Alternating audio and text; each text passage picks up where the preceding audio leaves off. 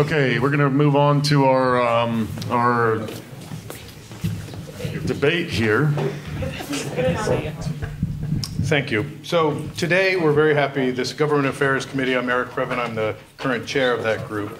And we had a meeting, a committee meeting, where we expressed confusion about Proposition 10, which is on the ballot coming up in November. It is the rent control issue. This is a long-standing issue, but we thought it would be helpful to hear from both a proponent and somebody who is opposed. So we contacted the offices, and we're happy to report two very nice speakers who've come to debate the issue for us. We have representing Yes on 10, Sylvie Shane, who is a tenants' rights activist from Hollywood, I believe, or CD4 or CD13. And we have Daniel Yukelson, who is the Apartment Association of Greater Los Angeles Executive Director, who is No on 10. So the two of them are here. We're very happy to have them. And we're gonna sit them down here, and Sylvie will start with a Yes on 10, and we'll go back and forth with equal time. The plan is to hear from each of them a couple times, and then questions from the board, and then from the public for the last bit. So hopefully we'll have a better understanding of Prop 10 and whether we're for or against it individually at the end of that, and I look forward to a good discussion. Sounds good to me. That's awesome. Would you like to come sit down? Yeah, Patrick. And just kind of speak into the microphone, right? Is that what we have, Patrick? Yes. You got that one? You guys have to stand.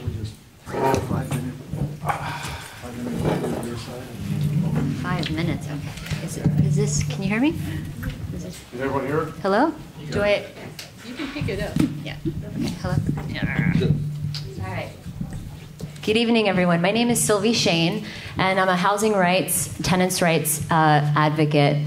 And I'm actually one of the fortunate renters in the city of Los Angeles because I live in one of the 600,000 units that are actually protected. And because of that, even though I was myself evicted in a mass eviction in 2016, I was able to return to my home in Hollywood at the Villa Carlotta just last month. And it's because of those existing protections that that I was able to come back to a place that that was my community, was my home. And so I want to tell you, it's noteworthy to tell you that I was not the person who was supposed to be speaking tonight, and the person that I'm replacing had an emergency, and that person was Elena Popp, who is the executive director of the Eviction Defense Network, a tenant eviction defense nonprofit. And she's also a homeowner and a landlord. And she's one of the main proponents of Prop 10 because through her practice, what she's seen are the predatory practices that corporate landlords engage in order to displace existing tenants and to gouge them for rent. And although the No on 10 campaign has led a very fear-mongering and very, they're engaging in a lot of misinformation. The reality is that Prop 10 is an opportunity for us to just engage in a meaningful dialogue in cities throughout the state. It doesn't actually do anything but repeal an existing prohibition that are like shackles that apply throughout the state and do not enable us to extend or expand any protections, such as the one that protected me and allowed me to go back to my home, and do not protect seniors from exorbitant rent increases. And as a tenants' rights advocate, I work all the time organizing in buildings that are not protected right now. And so I have seen veterans be displaced. I hear stories of seniors who are on fixed incomes who are suddenly being subjected to 80% rent increases. And what the opposition will not tell you is that they hide behind this ma and pa story, landlord story, but in fact, the biggest proponents of No on 10 are massive corporate landlords like Steve Schwartzman, who was a major funder of the Trump campaign and who has made his billions off predatory housing practices. And so right now, we as citizens in this city, we need to take a really hard look at the things we need to do. And aside from building housing, which is something that won't be done tomorrow, what we can do is pass existing protections like Prop 10. We can pass Prop 10 to talk about passing more protections and to stop the displacement and housing crisis that are driving people onto the street. Thank you. Ready? Yes, sir. Good evening, everybody. I'm Dan Yukelson, Executive Director of the Apartment Association of Greater Los Angeles. We're a 10,000-member association covering the territories of San Bernardino, LA, and Ventura County, and we've been around since 1917, so over 101 years. I myself am a mom-and-pop landlord. I have a 4-unit building. I live in one of the units, and so I'm not one of these big corporate landlords, and the information I'm going to give you is basically that Proposition 10 will put me out of business. What the Yes campaign doesn't tell you, and they talk about big corporations funding the No campaign here in California, is that over 80% of the apartment owners in the state of California are mom and pop owners. Out of our 10,000 members at the Apartment Association, over 75% own 5 or fewer units. These are people that have made a passive investment in rental housing and rather than sticking their money in stocks and bonds in Wall Street. And these people, like myself, I made this investment 4 years ago.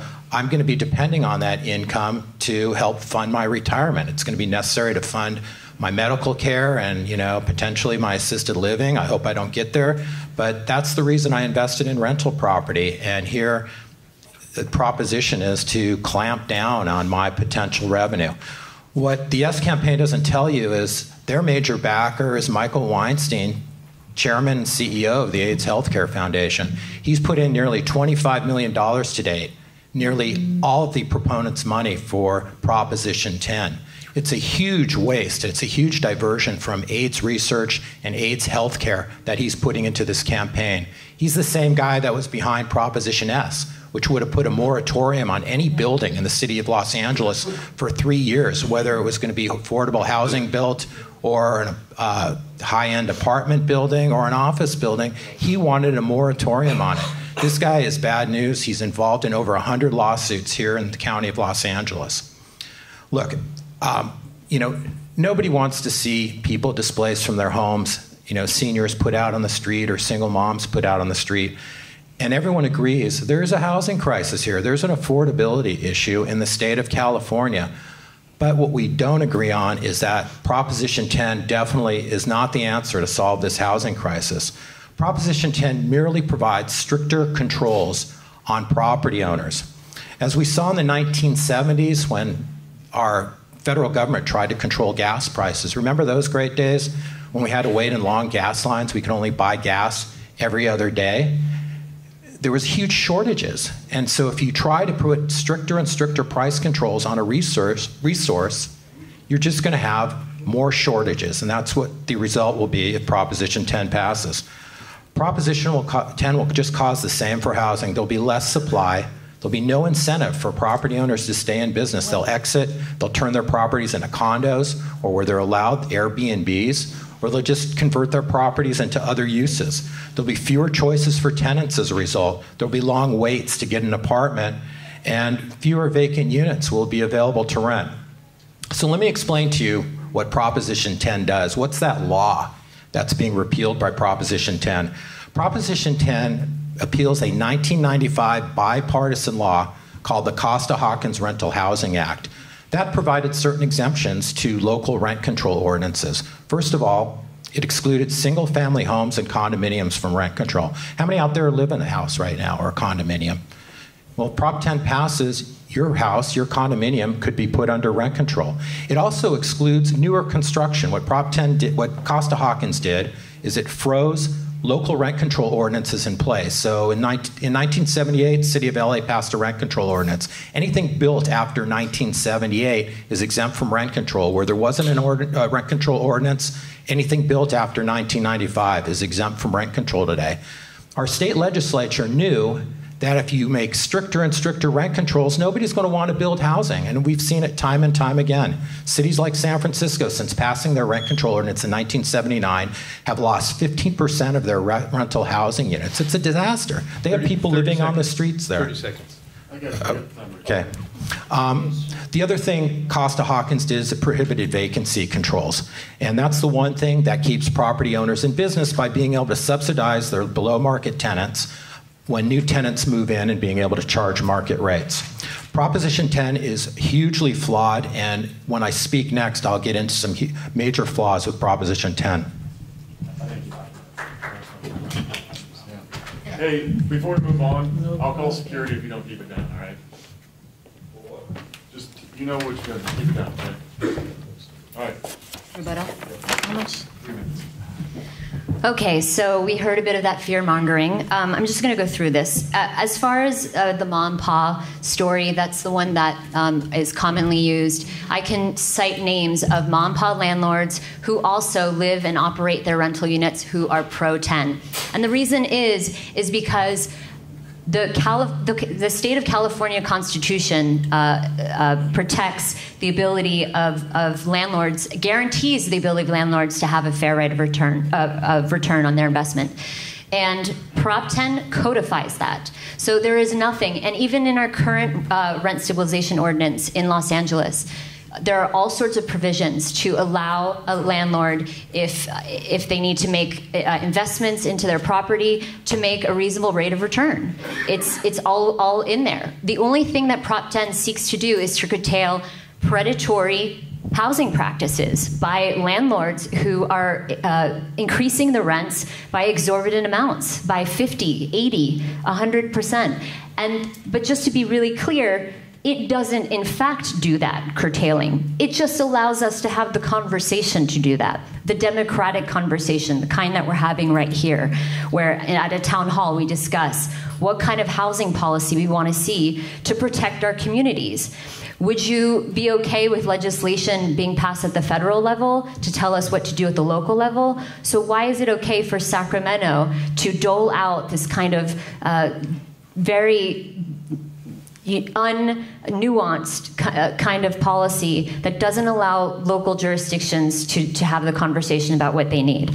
As far as the Michael Weinstein comment, what's ridiculous about that is that there are plenty of people who are behind this.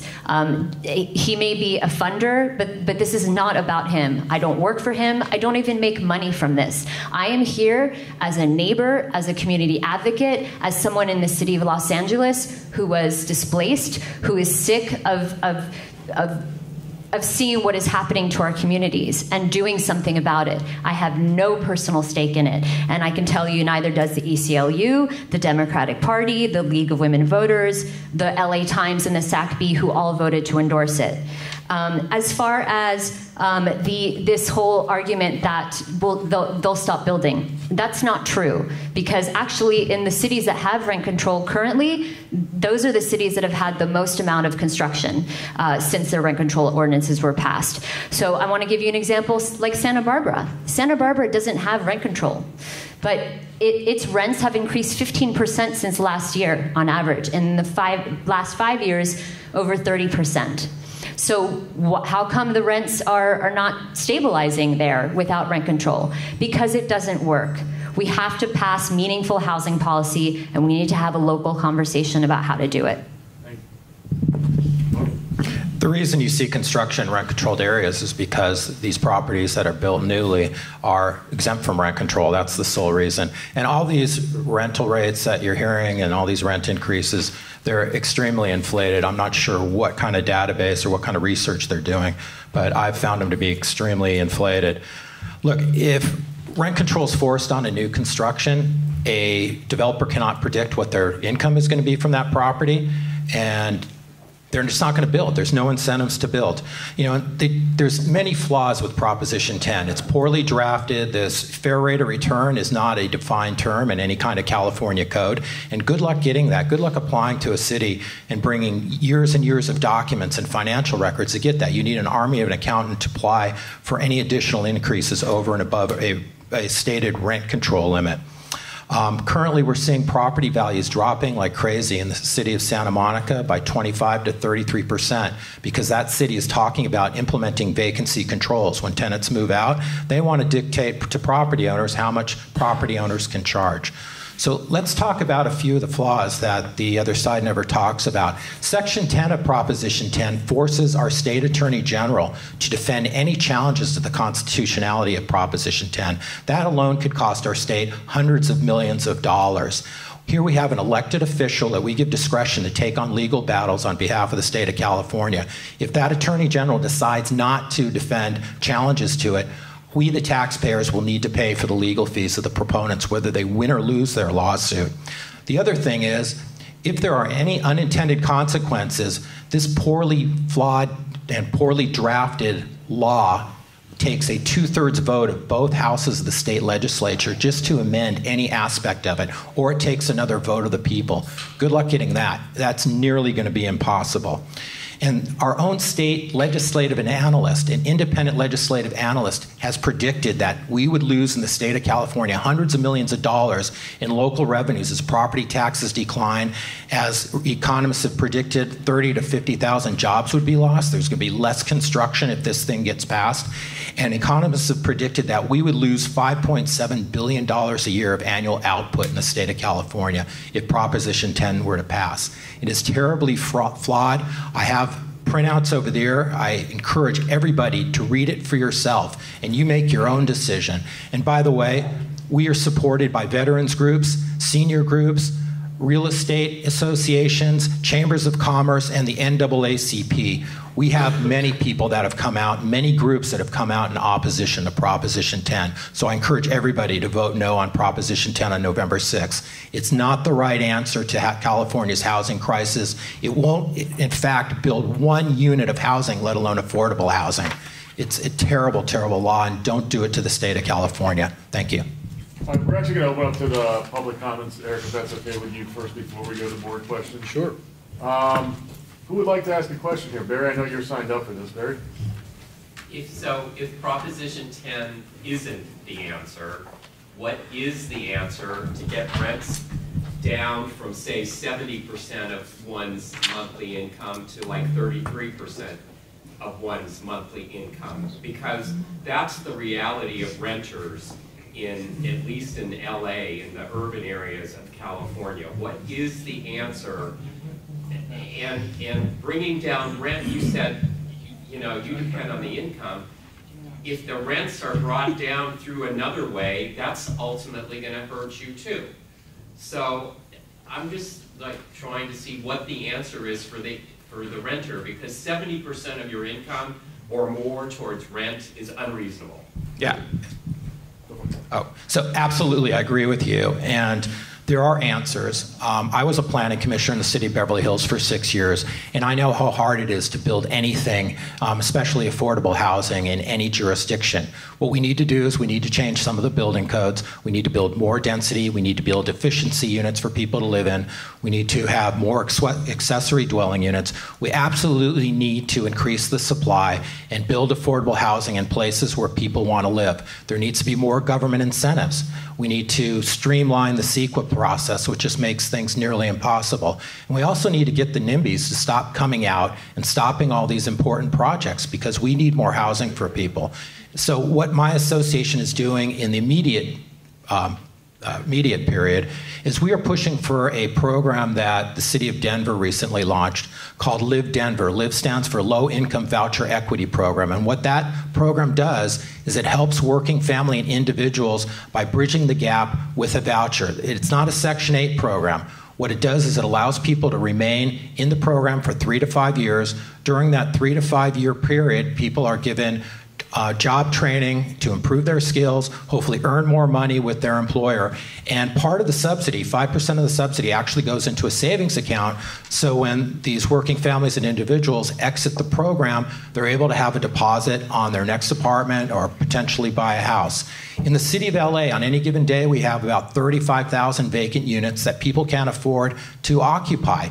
A program like that here in the city of LA would help immensely to get people into affordable housing and help them out quite a bit. It's a program that's that both private industry, nonprofits, and city government would participate in. And we've been out pushing this thing in City Hall in LA, through the county government, and we're finally starting to get some traction on it. And hopefully we'll be able to implement this program and at least get it out on a test basis. The other thing our association has done is we just recently got an ordinance passed in the city of Los Angeles. And what the city of LA is allowing some of our members to do is convert their motels into homeless housing.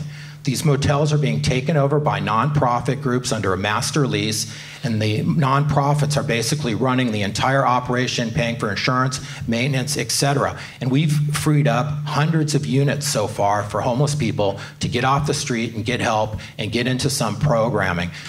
We property owners want to be a part of the solution. We're not denying that, and we don't want to cast people on the street. The last thing we want to do is be in the eviction business. Most of us are just small mom and pops like me, and I do everything to keep my tenants in place. It's too costly to remove a tenant. It's very expensive, and legal fees, if you go that route, you have lost rent, and rehabbing a unit could cost thousands of dollars, and I don't have that in my budget. Okay. Anyone? Yes, Wayne.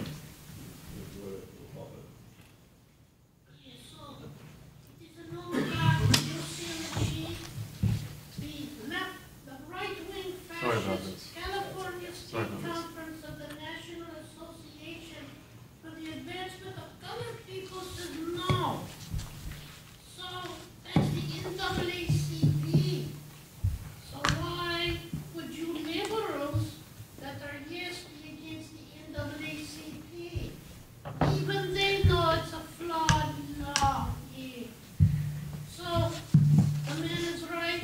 You have to vote no on this piece of garbage because, as you know, when you're in the city of Los Angeles, like my friend here, Mr. Spindler, he got a debtor, and now they're charging fees, even on apartments they don't rent. So when you look at the rate stabilization law of the city of LA, it will become the statewide law destroying mom and pop renters. There's no argument. Vote no on 10. Thank you. Okay, thank you. No one else from the public has a question on this? Yes, sir. The stated intent of the proposition is kind of vague in the sense that it's saying that it just wants to create community dialogue to discuss rent control. That's really kind of airy. How can you have a proposition that's just wanting to do dialogue without stating clear purpose? Can you address that? You're asking me? Yes. Yeah. What Prop 10 does is repeal an existing law, which is currently a prohibition.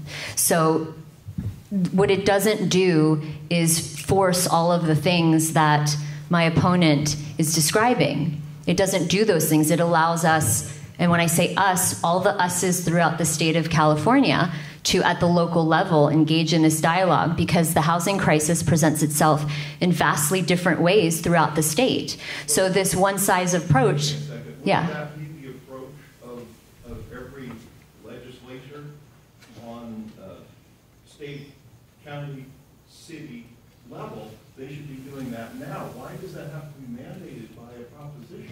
Because we can't do it, meaning that if Prop 10 does not pass, this city cannot do anything to extend its rent control by a year, let's say. Right now, our existing protections are in buildings until 1978.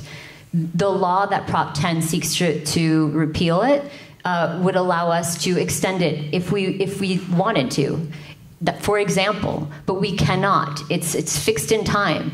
And so maybe it makes sense, at the time that it was passed, that was a date that made sense. But now we're 40 years later, and all of those properties, they've been depreciated. People have taken their tax benefits from depreciating these properties, and we can't do anything to protect those existing tenants. And the issue with that is that it's obvious the problems that it's causing. The number one cause of homelessness right now is related to lack of housing and eviction and displacement. And that's why we're seeing, in terms of the demographics of homelessness, the highest increase was in the senior population. So the statistics are there that show who are the people that are being affected by this. So I don't know, with propositions, a lot of times, sadly, it comes down to who has the money. And the reality is, the No on 10 side, they have the money. They have people, they have major corporate landlord funders who are funding this. And you can look it up at followthemoneytrail.org. So don't take it from me. But I think that speaks volumes. So as far as... What I'm asking you is the intent of the law seems vague.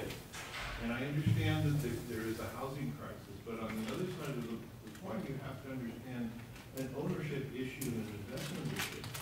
And when there are more controls, then the incentive from a property owner goes down.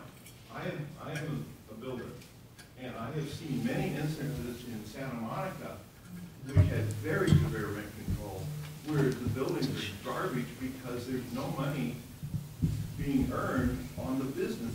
You have to look at it as these are businesses, and I'm sorry, but most of them are small businesses. And I have clients that have 3 tenants, 3 units. And if they were subject to a consideration control and rollbacks, they would lose the money. And so you either lose money, you sell the property at loss, you convert it to something else, the Airbnb thing, or you let it go to garbage, and then the tenants suffer as well because the quality of the units, there's no money earned to put into upkeep and maintenance on the units. But you're answering your own question, actually, because what you're saying is that we have to look at it at a local level. We can't look at it from such a high level, a one policy fits all. Okay, I'll say one more thing. No, okay. One quick thing, please. Yeah, sorry. The point of the law is, you're saying it's just open a dialogue. Why would the point of the law be to mandate rent control requirements? It's because not all cities need them throughout the state, right? So what you're proposing is a really draconian option that wouldn't work. What we're saying actually is the way that you fit housing policy is you tailor it. You tailor it to local needs. And this was a state-passed law that prohibited cities from being able to do that. And so all it's seeking to do is bring that power back to the city, because each city has, like I said, a different version of this crisis. Some cities aren't in crisis. So to force cities that don't need rent control, that don't want it, to have it, that wouldn't be fair. So this is actually to, like I said, to engage in a meaningful dialogue, to pass policies that really address all of these issues, that protect the small mom and pop landlords. There's nobody on, that's proponent that wants small mom and pop landlords to be put out of business. That's who we want to keep in business. We're going to let him quickly vote on that. I mean, I would probably support her side if there was something called mortgage control or property insurance control. Let's reduce my mortgage payments every month or my property taxes. That would be helpful. What this really is just a move more towards socialism. And they want bureaucrats like rent control boards, unelected rent control boards, to control every step of the pricing that a property owner can have. And what she neglects to say is that some poor property owner may have paid a premium because he bought in a building that was exempt from rent control, and now the door is going to slam shut on him and his property value is going to dissipate because now it's going to be under rent control. It's just terrible. Yes, sir? Yeah, okay, so my question is this. What exactly is the outlined proposal in Prop 10 that a city government would follow in order to enact their own rent control policies? You can't counter the state. Hold on. Yeah, or if you take that question and you can answer it any which way. What I'm really looking for is what is the way that these conversations that we're discussing, if Prop 10 passes, the conversations to enact rent control, how would that come to be? Is it going to be? Because in my mind, I'm thinking tons of bureaucracy, tons of red tape, and it's difficult for cities and local governments sometimes to get things done.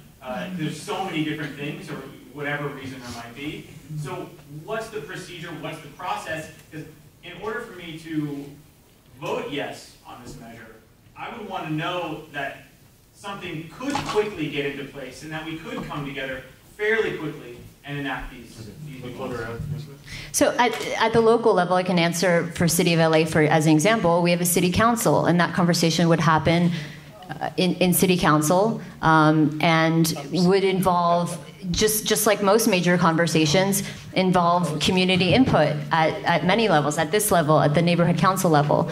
And all of the same groups would have an opportunity to come to the table and discuss what is fair, what's fair and reasonable. I mean, one of the counterpoints was that it doesn't define fair and reasonable. Actually, there are measures of what is fair and reasonable as a rate of return in the city of LA. It's talked about with respect to development, and it's talked about with respect to housing. We already have the Los Angeles Housing Community Investment Department that oversees existing rent-controlled buildings. So the structure is already in place. So to say that it would add all this existing bureaucracy is just, again, it's just like, let's just throw things out to scare everybody away. The reality is that we need to figure out how to stabilize our communities, because if not, there's no end to the homelessness crisis until we keep people in their homes. And saying that people should be subjected to only fair increases, fair for both sides, I think is a conversation that we should not be shying away from. Why are people scared to have that debate at a meaningful level? Instead, going to Sacramento, that's where the lobbyists, that's where the people with money go. It's always been like that. Higher levels of government curtail local participation. And I think that it's important to engage in that. And to answer your question about time, I don't know the timeline, but I know that it's an important issue for those of us who are engaged in it, and we would be hoping to move it as quickly as possible. But let's also recognize that we have an existing city council that, I mean, they're pretty fair when it comes to protecting property owners' interests. So this idea that we have some sort of communist, or no, sorry, you said socialist. We don't have a socialist city council. So I think it's important to even remember that when we passed our ordinance in the city of LA, it was not a rolling ordinance. It actually was fixed in time. So even until this point, we haven't, those controls, even until 95, didn't get extended. So just to get people into being afraid of what might happen, as opposed to just, let's repeal a law that should have never been passed by really powerful lobbyists who went to the state level, and then have a local conversation, and for every city to be able to engage in that and figure out what works for them, because we cannot have one-size-fits-all legislation. Thank you. Let's go around and take yes. So the reason this law was passed is because the state legislature saw that people were going out of business. They were taking their rental properties off the market, and there was less and less housing for people, so they wanted to put a stop to it. And this is clearly socialism. Already, cities like Santa Monica and West Hollywood are talking about controls on pricing when tenants move out. And they're talking about rolling back rents in some cases, like in Santa Monica to 1970s. I mean, Santa Monica was known as Skid Row by the Sea back before Costa-Hawkins was passed. I'm sure some of you remember that. Tenants would have to move in, and they would have to do all the painting and changing the carpets because the property owners couldn't afford to do it. There was no money for maintenance. And most people were just balancing themselves on the verge of going out of business, and many did. It's just awful. Elena, do you, Sylvie? Yes. Lead to the elimination of rent control? And then number two, the statement to expand rent control, is that by the age of the building, or is it by a number of years? Does that make sense? For example, when you're talking Why don't we about... take the first part of your question first? Or is it... It's on the wall. Do you want to answer? Sure. You know, From my point of view, unfortunately, rent control is here, and there's probably no getting rid of it. So, but my advocating a position against Proposition 10 is not saying get rid of rent control. I do think there are a lot better answers, and I could talk to you about that, for hours and hours, and all the economic studies that have proven rent control bad. But what I'm saying is I don't want to lose those protections that the state legislature has given us. Those protections include when a tenant moves out, a property owner can raise their rent to market. Those protections include newer construction, so we don't stifle construction in this state. And those protections include for owners of single-family homes or condominiums. Imagine if you decide to rent out a room in your house, that room could be under rent control, and you could have to evict your tenant or pay them relocation fees to get them out, whether they're doing drugs in your house or prostitution or they're just too noisy. You will be under rent control laws. There's every rent control law comes with what's called just cause eviction, and you have to launch a court case to remove a tenant, whether they're good or bad, and it takes 4 to 6 months to do that. In the meantime, your good tenants are moving out because of this problem tenant is causing so much of a disturbance. The second part of your question was, could you repeat that again? Was the... Yes. Expansion term, I'm not sure if the word was expanding the... Oh, how it would get done? Would it be by the age of a building, say, including you want 20-year-old buildings would be exempt from rent control, like you only bring up rent control to a certain year, or are you expanding it by a certain number of years? What does the term expanding mean? So let me throw that question back at you. What would you think it should mean? If you were participating in that debate, what would you like or feel comfortable seeing? It's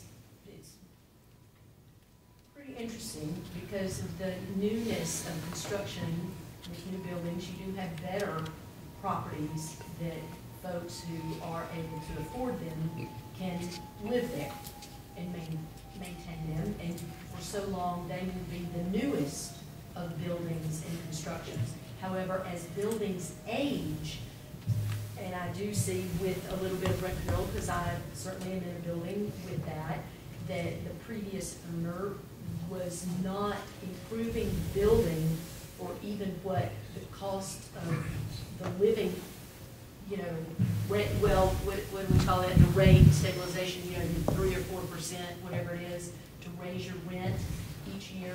There was not enough of that value being put back into the building by the owner.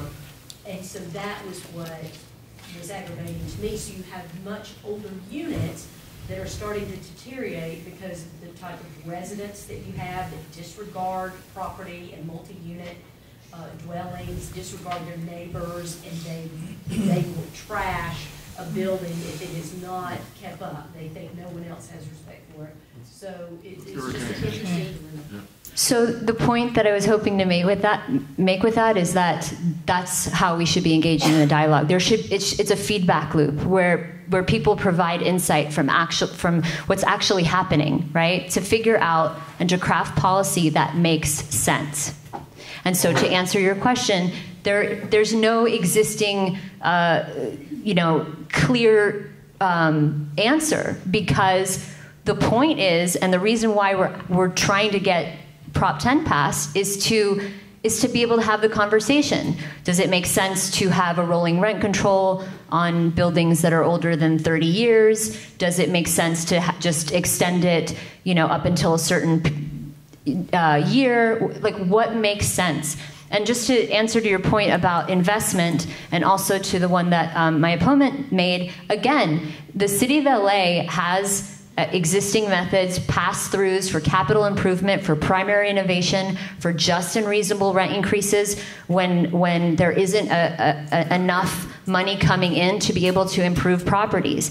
The reality is that a big reason why properties were disinvested for so long and are in the shape that they're in is because of greed, quite frankly. And I myself, when I was displaced for the last 2 years, I lived in a building, an 11-unit building.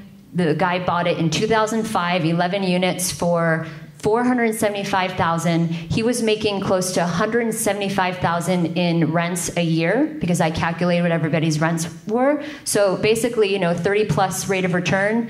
He would not put a red cent in. So it wasn't rent control that was prohibiting him. It was his desire to invest in this property and his wanting to extract as much profit as possible.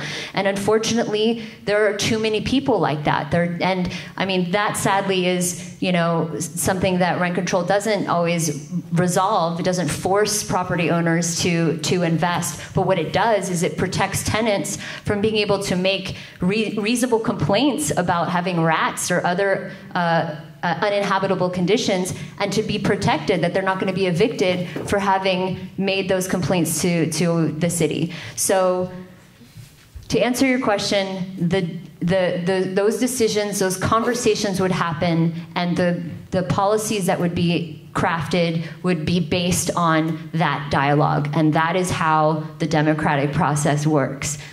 Thank you. We're going to take questions from the board. Let's try to keep our questions as pointed as possible. I don't have a question so much as a comment. It sounds like Prop 10 is just taking away something without replacing it with anything. So it sounds to me like everything you're saying, the dialogue, maybe you should have the dialogue, figure things out, what you want to propose that has a little more of a, like he was saying, you're going to replace it with something that is this. So we can then say, okay, that or that, instead of just take that away and now we're just going to talk about it. It seems a little flimsy to me.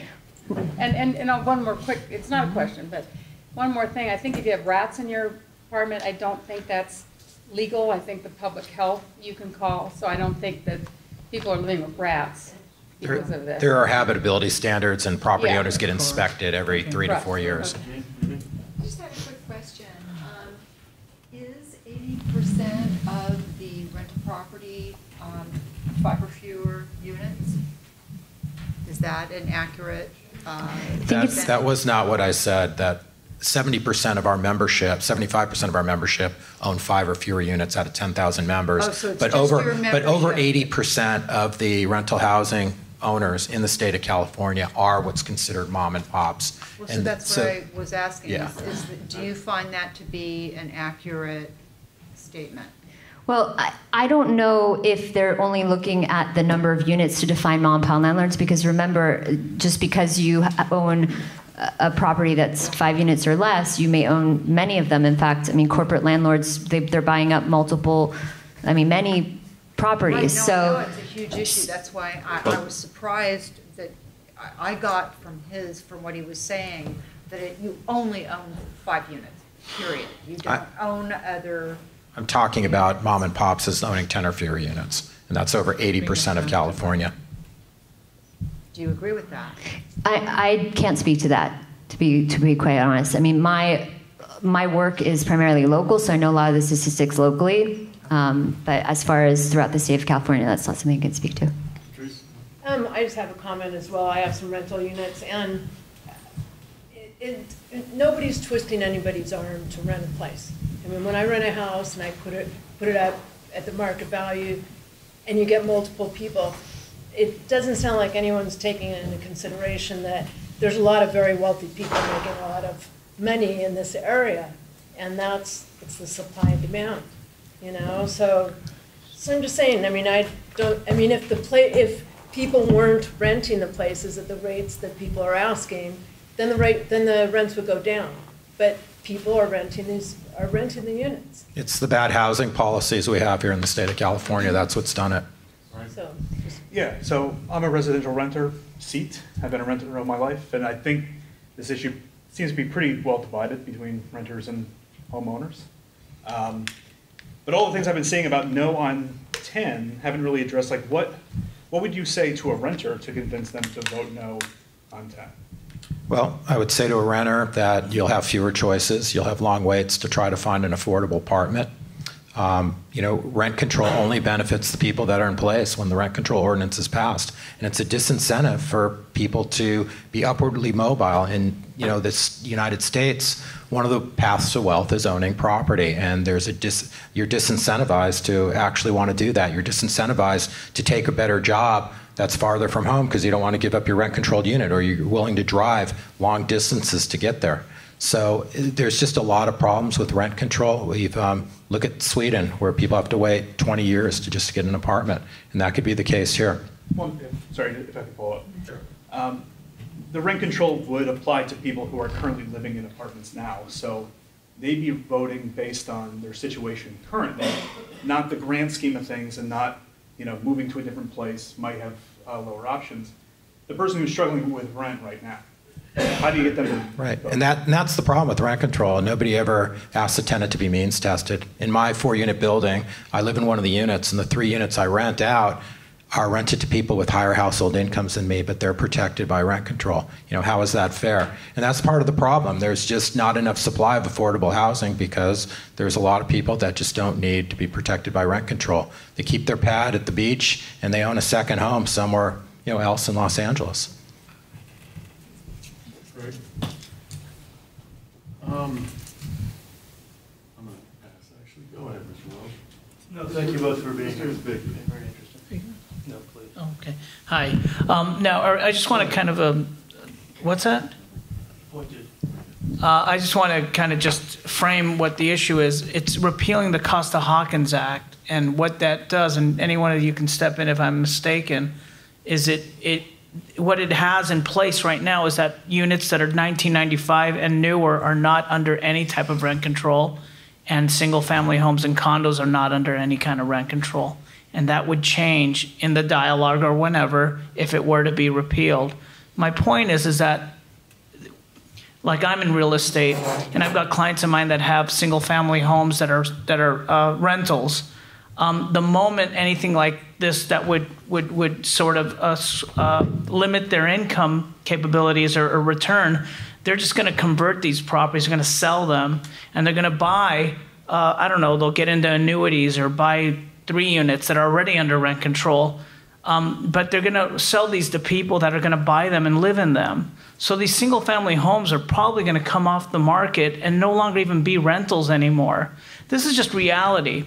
But what Barry mentioned, I think the idea of putting in a lot of efficiency properties in very dense locations, like in downtown, buildings that literally just have single rooms for people to live, and with the help of our city, they can dig into their incredible coffers and help subsidize with some type of really thought out voucher programs to subsidize people who need places to live. But the reality is that these mom and pops, I work with them, all they're going to say is basically, you're limiting my income. Boy, when times were tough, nobody was paying for my water bill when I was really thin. And now that things have gone up in the last 20 or, last 5 years, now I'm going to be penalized and limited for it. Sell it. I don't want it anymore. And this will be sold to other people who will, again, just like the rich people that have second homes and have a limited income, have limited rent payments now.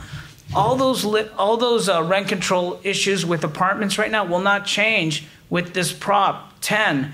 It's only going to impact single-family homes and condominiums and new construction.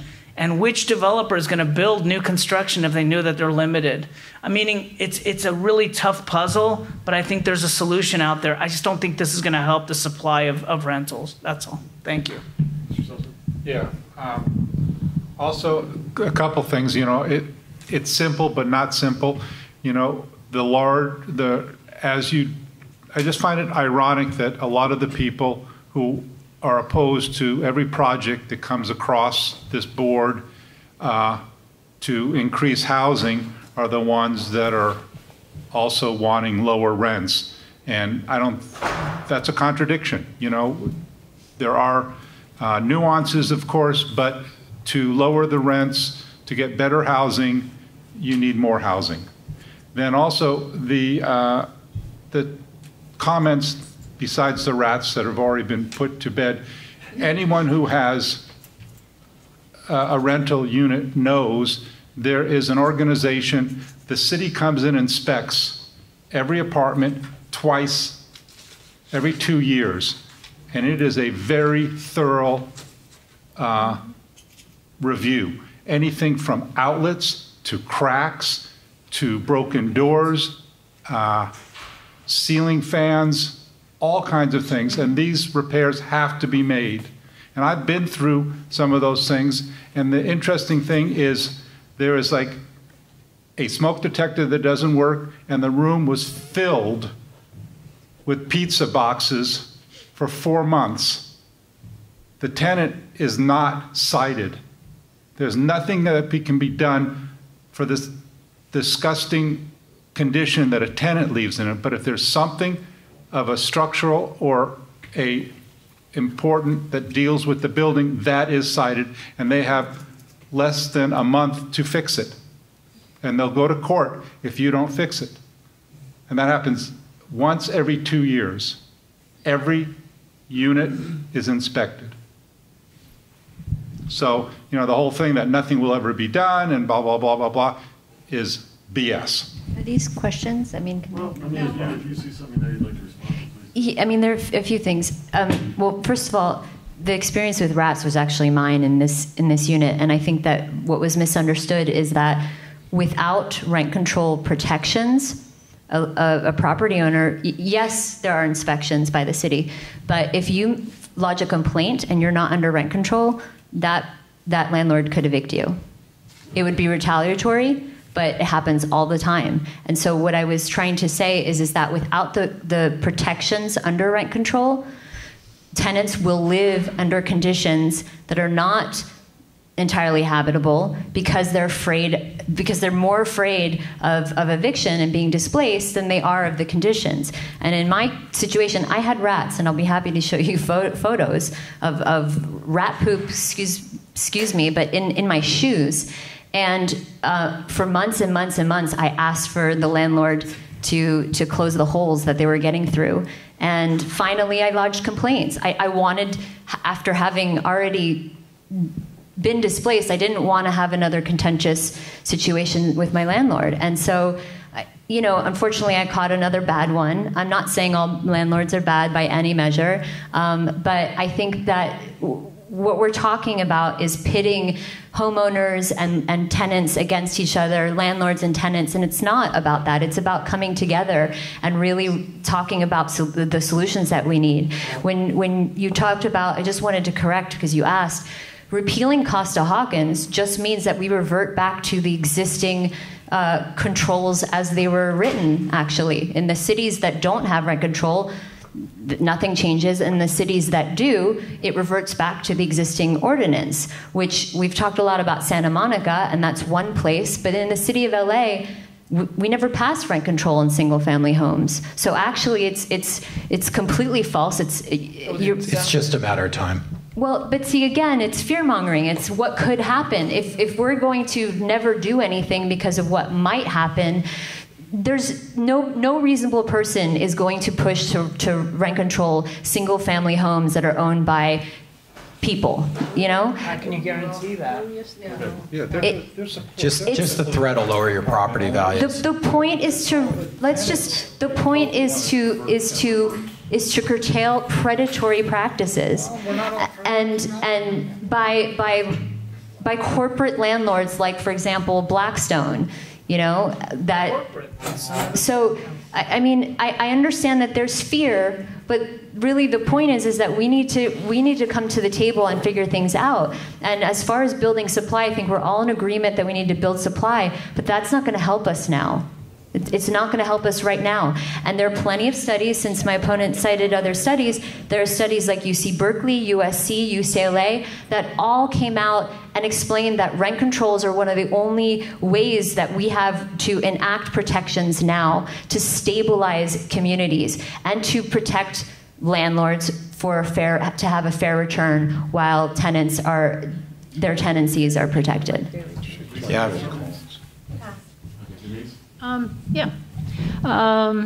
As a apartment owner, this passes.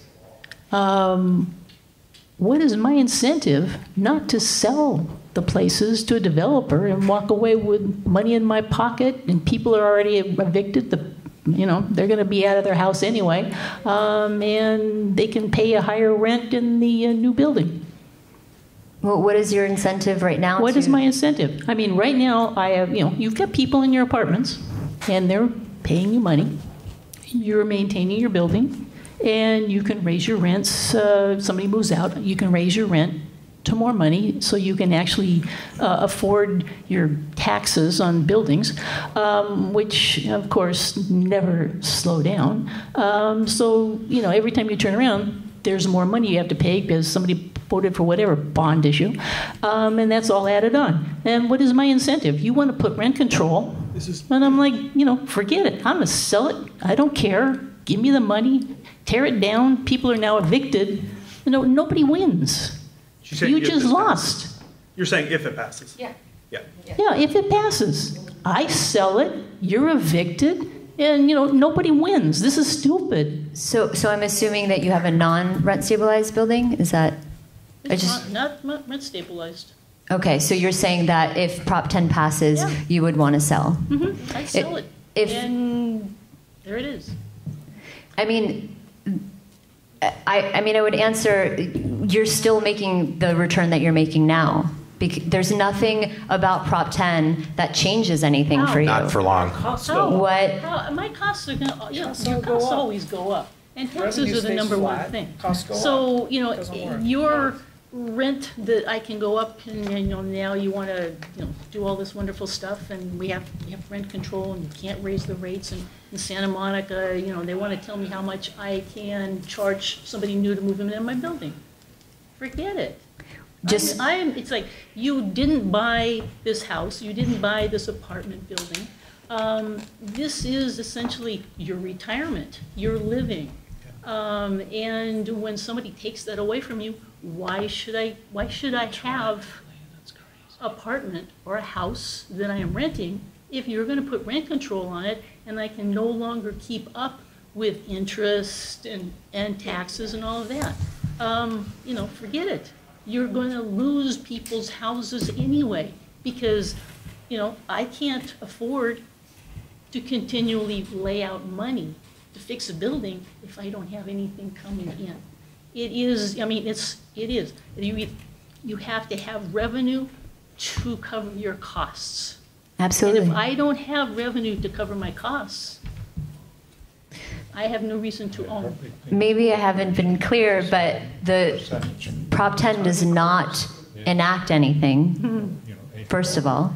And second of all, it actually codifies your right for a fair return. Your fair return and my fair return might be two different things. Because, you know, it's like 3%. Am I going to make 3%? Good luck applying for that, too. You know, I'm not expecting to make, you know, 100%. There is a fair return, but I have to make enough money to cover my costs. Yeah, and as I explained in the city of LA, between the annual adjustments and also the just and reasonable rent increase provision in our ordinance, those protections are there, that language is there. But just to be really clear, your building would not be controlled because Prop 10 passes. It could be in the future, and you would be part of that conversation. This is the city of LA. Herb Wesson is sitting there going, come on down. Yes. Oh yeah, no problem. Let's move on. Okay, Mr. Niederberg? Yeah. Would a solution be basically, rather than messing on the rent control part of it, basically, just to allow the landlords or the tenant basically to rent on a triple net basis? Let them take care of their own taxes, insurance, maintenance. So if they do something so it causes more cockroaches, let's say, they have to pay for the cockroaches. If they shoot a gun to the roof, they got to fix it. Simple as that. So just like every commercial property, or almost every commercial property, is triple net. Why not have a triple net when it comes to the tenants and landlords? Let them be responsible for their own damage. I mean, I think that's a different conversation. But it still has to do with rent control. You wouldn't have to worry about rent control if people were responsible for their own actions. That's true. But we have a responsibility. It's, again, I mean, I don't want to digress into a different conversation. I understand that there are a lot of emotions around this and people who are going to have different points of view, but sticking to the subject matter at hand, Prop 10, isn't going to do what you're looking for it to do, but it's not doing all the fear-mongering, doomsday scenarios that opponents are saying that it's going to do either. It just It just repeals a law. That's all it does. How many more units would it take, basically, for the laws of physics of supply and demand to take over? So all of a sudden, then they couldn't get more because the market wouldn't support it anymore. How many more units would it take? They're building 50,000 more in Newhall. There's almost an unlimited amount they can put in Sylmar above all of you, let's say. You know, it seems like that if there were more units, supply and demand would take over. I mean, to answer that, Garcetti's made a commitment to the 100,000 units, and I think we're close to a third of the way there. I think 35,000 new units have been built.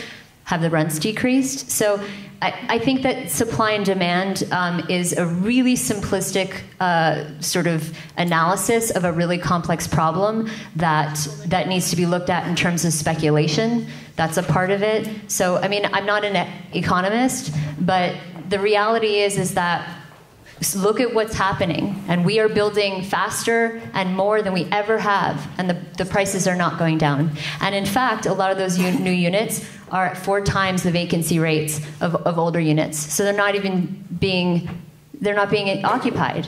Everywhere else but California, rental prices are going down. States like Texas, where they're building more and more housing units, they're getting the job done. We're not getting it done. In fact, we're probably about, I think the estimates are we're about 4.3 million units behind over the next 10 years. That's how many we need to build here in the state of California. So supply and demand could definitely impact rents. So could another recession, God forbid.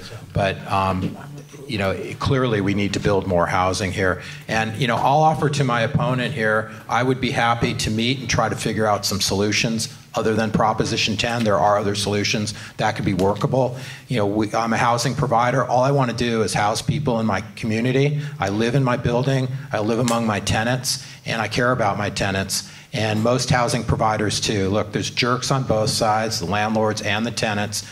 But at the end of the day, we are not in the eviction business, and we want to keep our tenants in place. We don't want to displace people. And I would be perfectly happy to work with the other side to try to come up with solutions and present some joint ideas to members of city and county government to try to figure this thing out. But Proposition 10 is not the answer. It'll just have a worse effect. And it's ironic that it's called the Affordable Housing Act because it doesn't require one stick of affordable housing. So I suggest everybody vote no on Prop 10. One last thing to add.